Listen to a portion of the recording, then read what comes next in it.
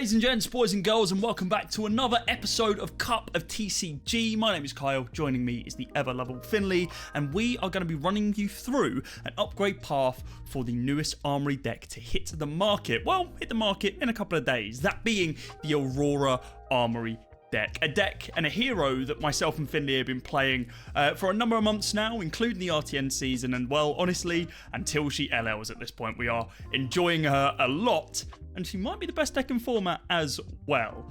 Hot off the presses though, Finlay, quick TLDR, do you think this Armory deck is worth purchasing, and who would be looking to purchase this Armory deck? Yeah, I think much like the other Armory decks we looked at, the value for money is pretty solid. The price point's good. In the UK, it's £30. Yep. I was expecting it to be more. I'm pretty sure the Bolton Armory deck that I loved was more. So it's nice to see the price go down, to be honest. It's really promising. As for who buys this, I think you can pretty easily break it up into two categories. So there initially, or first of all, there's the competitive Aurora player, or just someone who's already invested in Aurora, like you and I. And for us, it's a no-brainer because we're playing the deck, and £30 for some pretty impressive upgrades is worth it, absolutely. And it also includes a load of reprints of cards that I, for one, don't have access to because I didn't buy the First Strike Blitz decks that you very wisely did because you played Aurora before me. That reminds me, you still have my Photon Rushes. I'll get those back from you. That is one of the cards we're talking about, by the way. You were required, essentially, to buy two First Strike decks because First Strike was aimed as a Blitz product. Blitz has playsets of 2. For you to be able to get full playsets of these cards, you needed 3. So, 2 First Strike decks. You can skim that, put that to one side. You can just grab the Armory deck instead. I'm a big fan of that, and nice to see those. That was the first category, Finlay. What about the second category of people? The second group of people who would be interested in this are people who are either looking to build like a fun Aurora deck, or they're looking to pick up Aurora for the first time. For those people, I think the product is pretty good, but not as good as previous Armory decks like KO or Bolton. Mainly because the upgrade path is a lot more pricey. But if you're looking to play on a budget or something like that, then it's still a very good starting point, in my opinion. And other than that, what do you think the downsides are, or any negatives about this deck? I suppose the biggest downside is that as of time of recording, Aurora is probably the best deck in format. And if you are looking to get in fresh with the Armory deck as your starting point for Aurora, there is a universe that she is not around for too much longer. So committing at this point is still good if you're looking to push to be competitive, and this is a great jumping off point. But please do bear in mind, Aurora could leave anywhere between August to September if she continues this reign of domination that she's been pushing out for so far. But that should not scare you off building her if you are of that understanding that a Living Legend system exists. Outside of that though, let's jump into the actual Armory deck, what it brings, and then move into our upgrade path from there. Before we go too much deeper though, I'm going to plug, don't forget to like, comment and subscribe on the video because we are pushing for 1,000 subs as quick as we can. And who knows, maybe we'll get a spoiler card one day. Hello LSS, hope you're watching. And here we have the bulk of the Armory deck. And as is tradition with Armory decks now, LSS have provided us with a lovely new equipment suite. Ooh, very pretty. Kyle, as the veteran Aurora player, take us through them. Bold claim. But yes, we've got 4 new equipment pieces with 2 that really stand out. The first one being Shockfrock. Shockfrock is a new chess piece that says action, destroy this, gain 1 resource, activate this only if you played a lightning card this turn, go again, and also has Battle Worn 1. Really nice flexibility here. Better in those quicker matchups where Tunic may not even tick up to its second point. And in those matchups, you would rather have an additional 1 block. Shockfrock gives you that option of being able to block before you have to use the resource. Really nice, and a much more consistent card than things like Aether Ironweed, which certain Auroras were running before. Zap Clappers is the other one that jumps out to me. This card, in a vacuum, is fantastic. You've got an arm piece Lightning Rune Blade equipment that Blade Break blocks 2. So blocking 2 on an arm piece, already strong. Can get you out of some really weird situations, can help you block things like Herald Erudition if you're going up against a prism with a single card from your hand, which is great. But it also has the text that when it's defend, you may reveal an instant card from your hand, and if you do, you don't want arcane damage to the attacking hero. So it forces them to really think, and then if we remember that Channel Lightning Valley exists, oh baby, you get to defensively draw a card as well. So you get to block 2, ping them for 1. If they are a deck like a Syndra that can't afford to pitch any of their cards away for defensive value on their turn for arcane, then you're drawing a card and you're going up to potentially a 6-card hand while still maintaining some form of blocking presence in blocking 2. Zap Clappers is great, and it's kind of crazy to me that certain decks, ours, that we've been testing, can even think about replacing Grasp with the Arcanine. The other 2 pieces that we got, Starlight Striders and Kappa Quick Thinking, kind of cute, not the best, honestly. Starlight Striders does get replaced by Snapdragon Scalers pretty early on, but it's quite nice that we're getting an option for some defensive legs that essentially do something similar.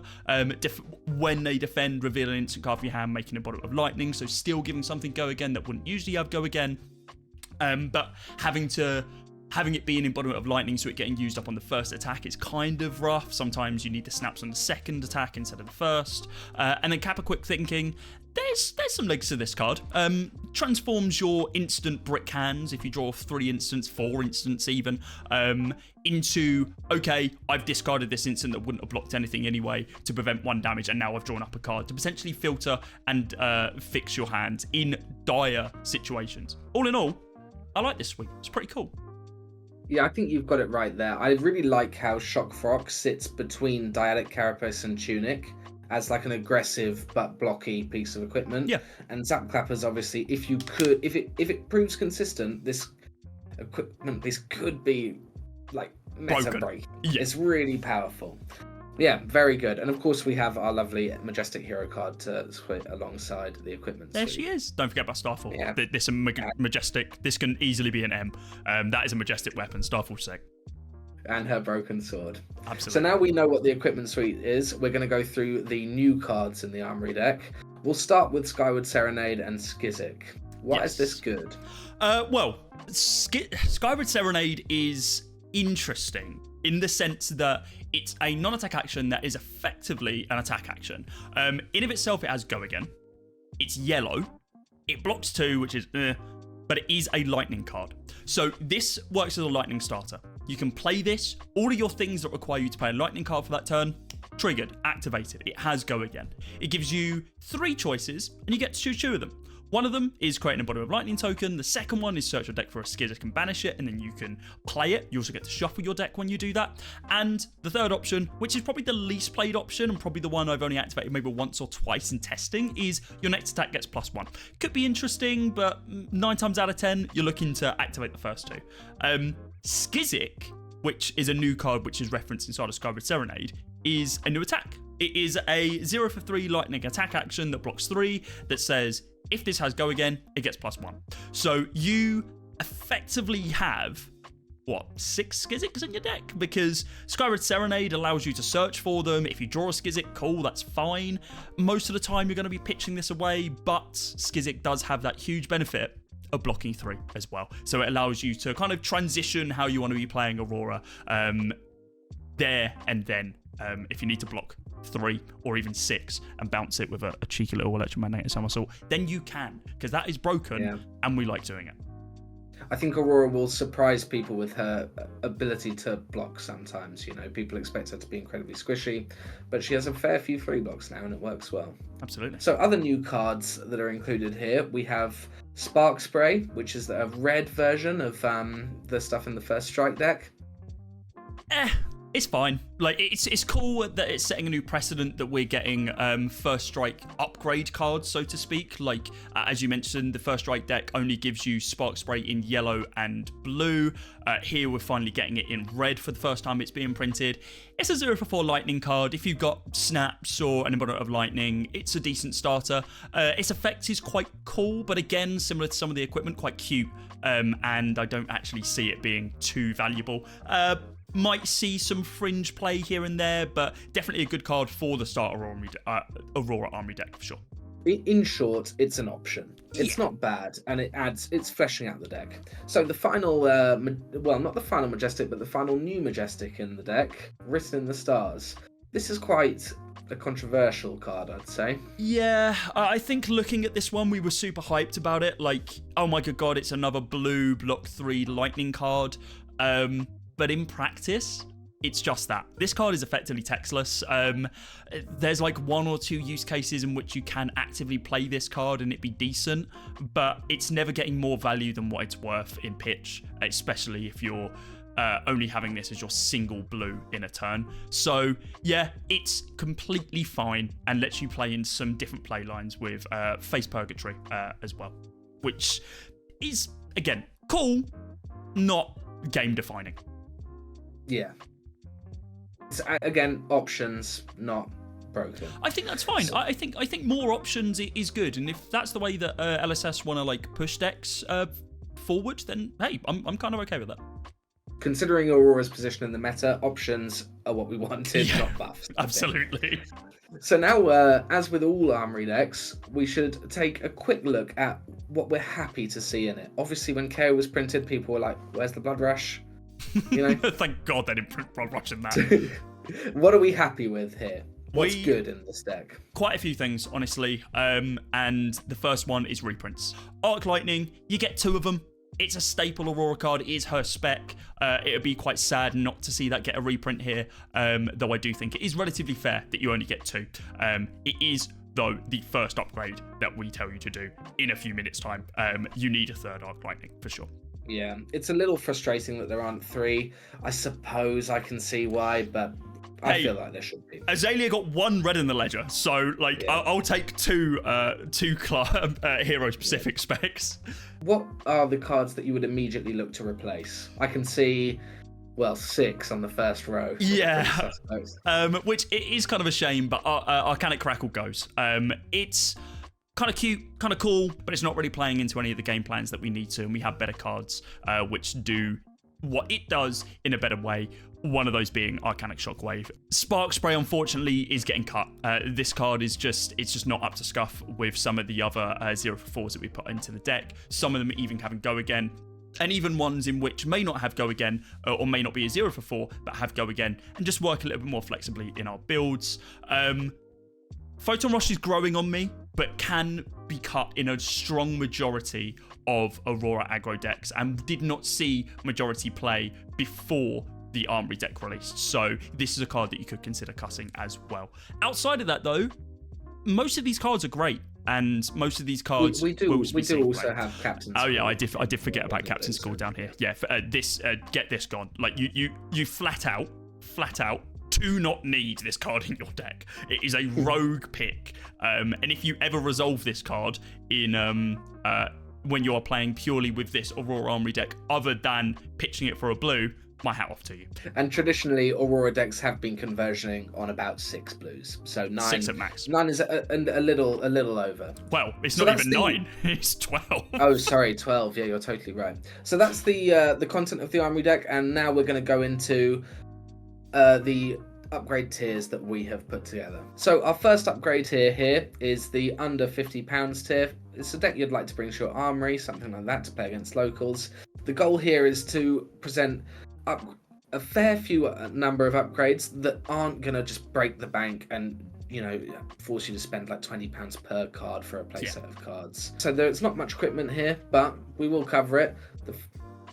Go on, snaps. Yeah, sorry, I was just saying there's one piece of equipment that we bring into it. Snapdragons. Yeah. I mean, Starlight Striders are cool, but this is more consistent. Snapdragon Scalers is a piece of equipment that you can probably find folded at the bottom of your LGS's bulk drawer. There are plenty of these going around. And considering we are a deck full of 0-for-4s and some of them do not have Go Again, you can brick, and this is essentially your one-a-game unbricker, which can allow you to continue your foot on the gas at all times without laying off. Yeah, that is very, very correct. They're just good. True. So we mentioned the Arc Lightning in the deck review. It's just a no-brainer. It's Aurora's best card. Her spec, it's exponential, scales well. Potentially free as well. Like, there are going to be Aurora players buying this set, which will not need their Arc Lightnings, and they're all non-foil anyway. So, hey, if you be nice to your local Aurora player, they might just give you their spare one to complete your playset. So, don't break the bank on this. It's not more than like £2 for sure. What else we got? Well, I see this LL All-Star card that's recently been restricted. Electromagnetic Somersault. Oh, yeah, this one. Yeah, Electromagnetic Somersault is fantastic. This card is so good. A 0-cost card, which lets you bounce up to 2 attack action cards with cost of 0 or more on the active chain link back to your hand. This works amazingly with cards like Flitter and Charge, offensively, Entwined Lightning as well, offensively, but also defensively. This is effectively a 0 for 6 defense reaction in certain situations. You can block 6 with your hands on attack action cards. You then can bounce back those 2 blue Heaven's Claws with the Electromagnetic Somersault, and on the next attack that comes in, if you're playing against an aggro deck or a deck that goes tall with Go Again, you can just go, cool, I slam down those again, and I've turned my 2 cards that would block 6 in tandem to 2 cards that block 12. It's strong, it's good. It's a powerhouse of a card. It's really strong, and it's so flexible. Yeah. So, other than that in this tier, there's a very clear, 9 cards that are Go Again? Yes, there are. We've got Rabble, which is in because it says Go Again, and a strong majority of our deck is red. That will be the one thing that changes into this Armory tier.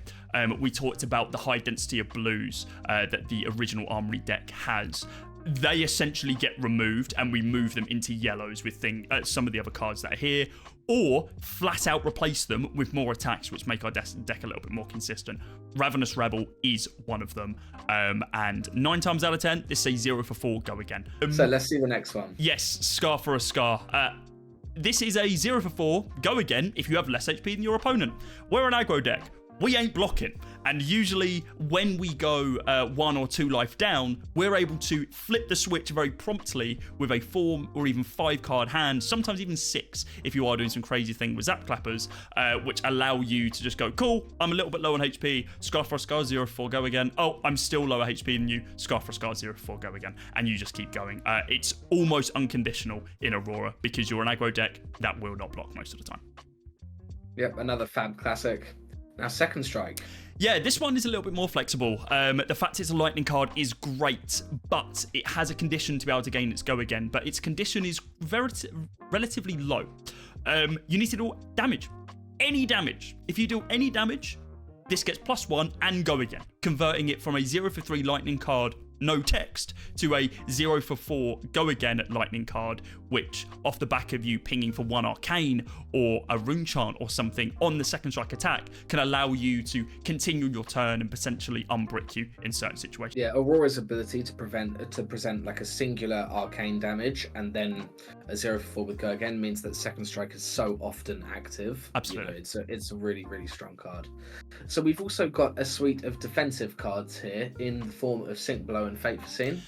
Yes, so Sink Below is probably going to be a mainstay in a strong majority of your Aurora decks. This won't be leaving, and it's honestly one of the most powerful defense reactions that we have in Flesh and Blood. A single card block 4 that lets you filter your hand as well. Incredibly strong and can get you out of those tough situations if you are playing up against some more offensive decks that have decent on-hits, cards like Snatch being played into you, or cards and heroes that want to go tall, your Guardians, etc. Fate Foreseen is in because there is another card that we would usually include as a defense reaction, which loses a lot of value without Channel Lightning Valley, that being Sigil of Suffering.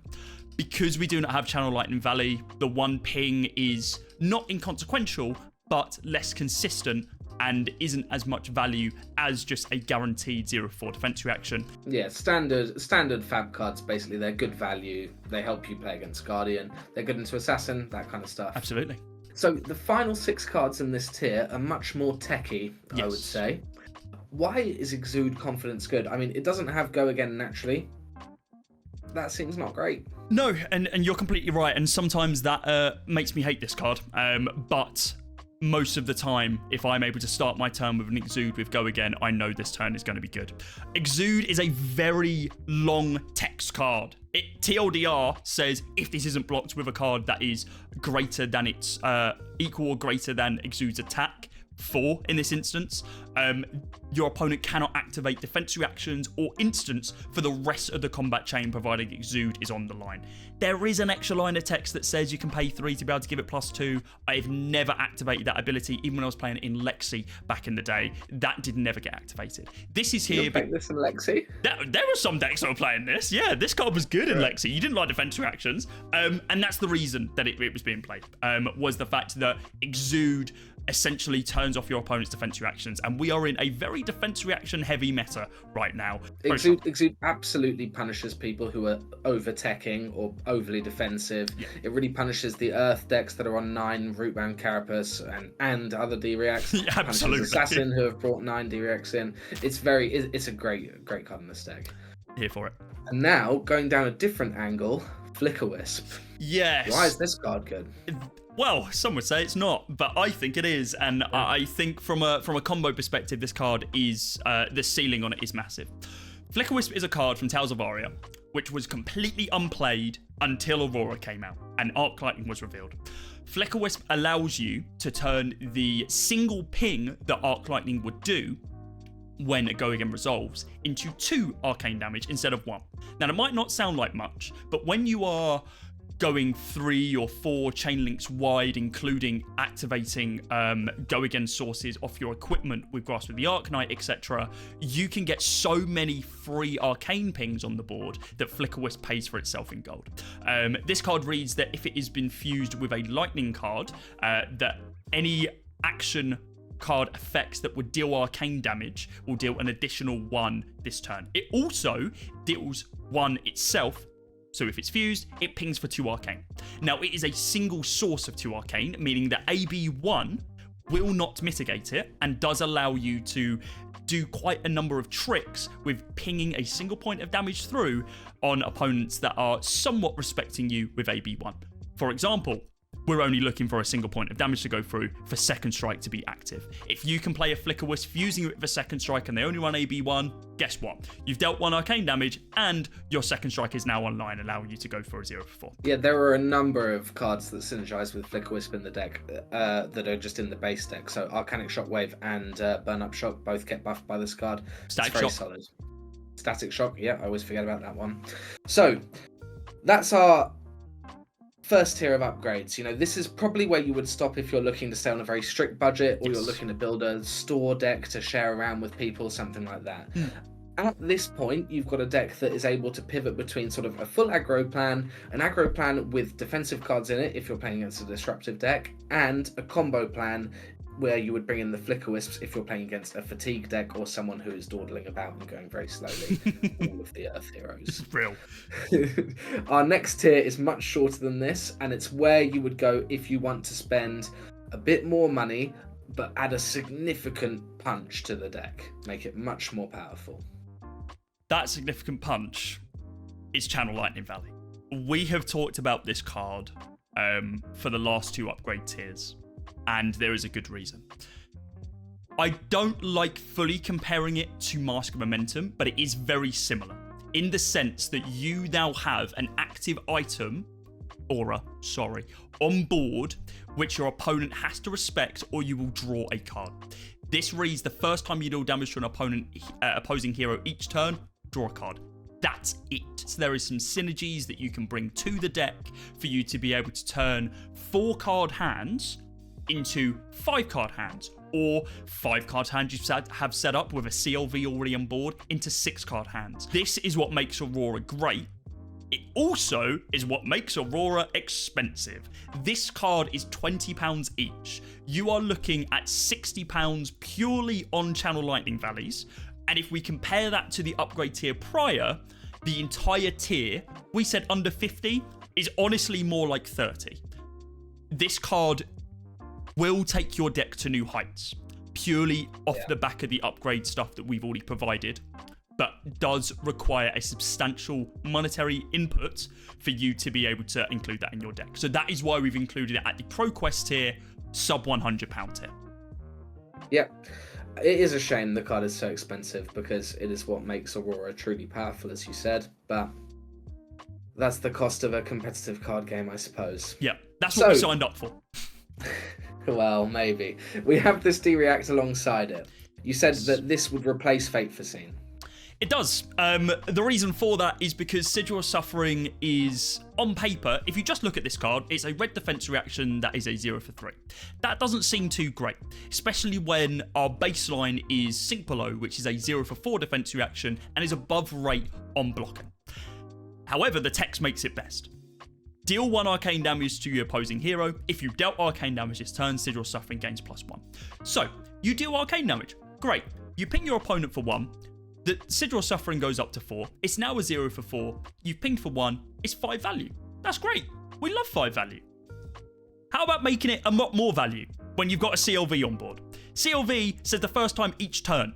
It does not care if it's your turn. It does not care if it's your opponent's turn. If you ping someone with a Sigil of Suffering, defending for 4, blocking a snatch, let's say, denying them a card, and you've pinged them, and there's a CLV on board, not only have you completely trumped them with a defense reaction, you've also bolstered up your offensive value next turn by drawing up a card and saying, I just replaced that card, by the way. That meant nothing to me. Enjoy your 1 less HP.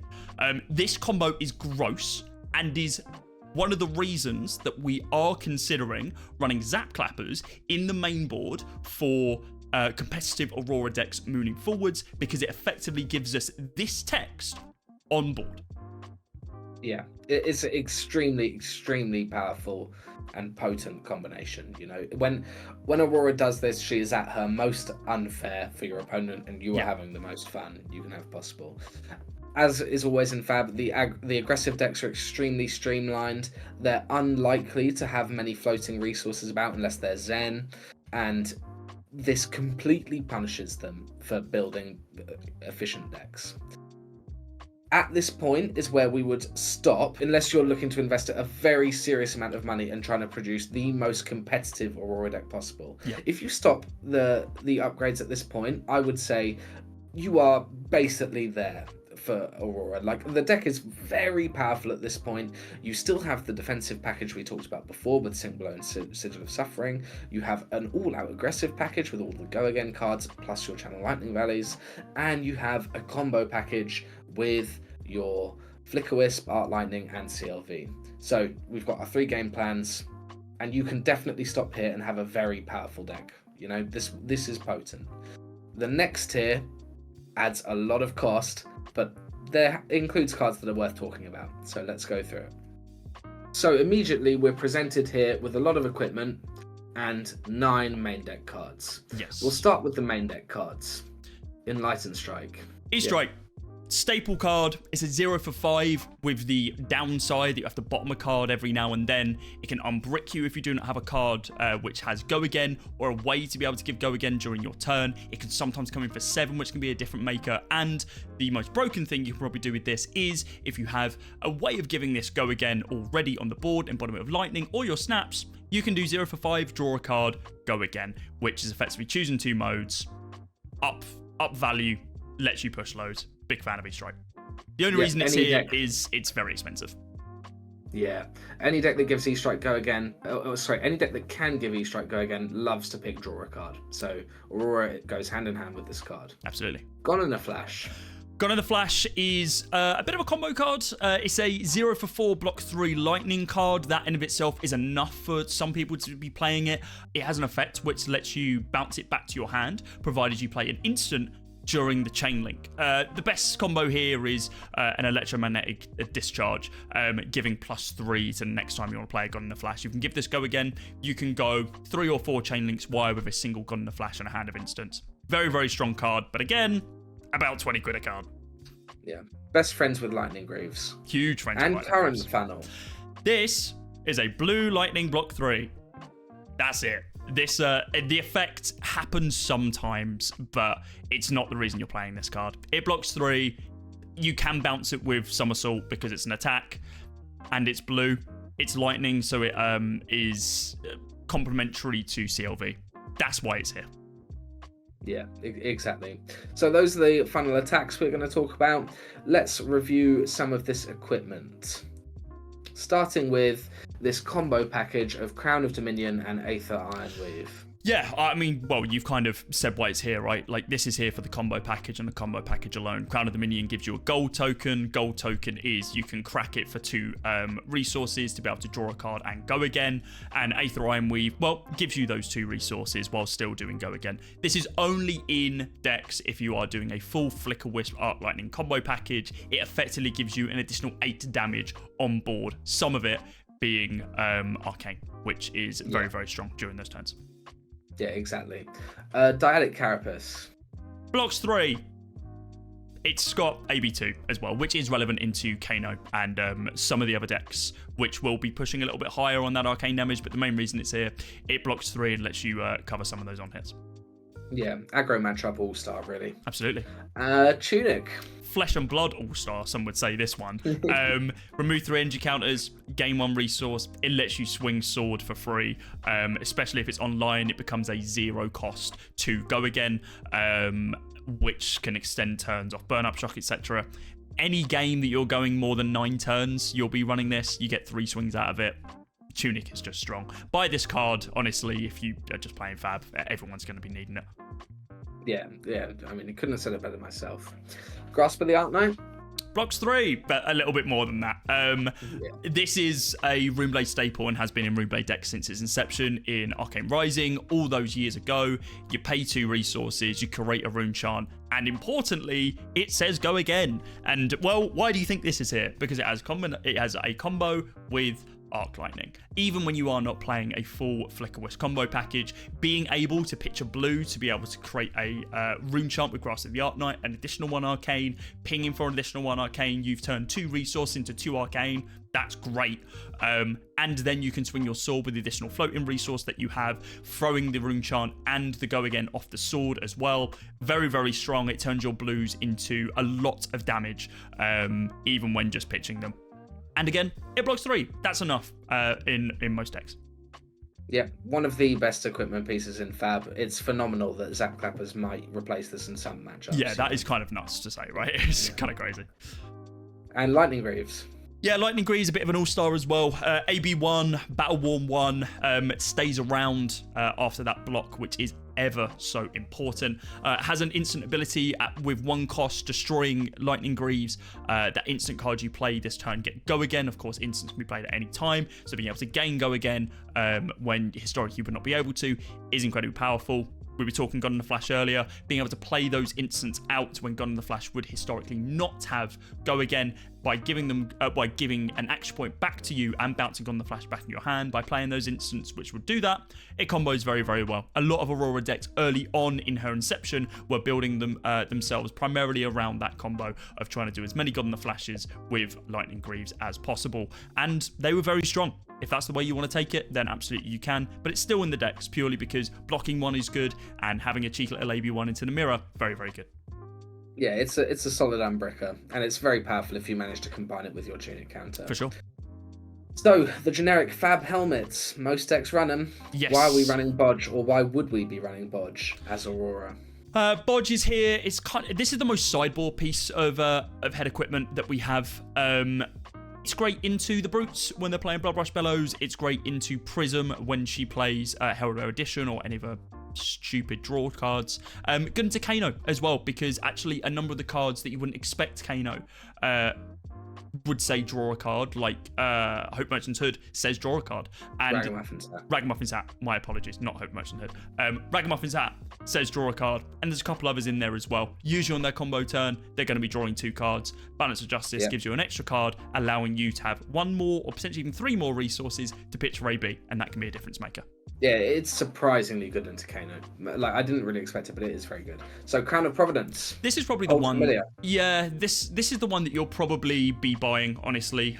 This is the most flexible one, and you could honestly just run Crown of Providence and not even think about the other headpieces.